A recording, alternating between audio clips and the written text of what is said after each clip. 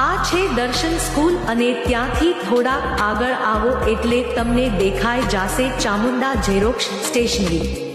તો કેમ છો મારું ઝાલાવાડ? આજે તમને લઈને આવ્યો છું રતનપરની અંદર પરબ ચોકની પાસે આવેલા ચામુંડા ઝેરોક્સ એન્ડ સ્ટેશનરીમાં। વ્યાજબી ભાવની એકમાત્ર દુકાન એટલે કે ચામુંડા ઝેરોક્સ એન્ડ સ્ટેશનરી।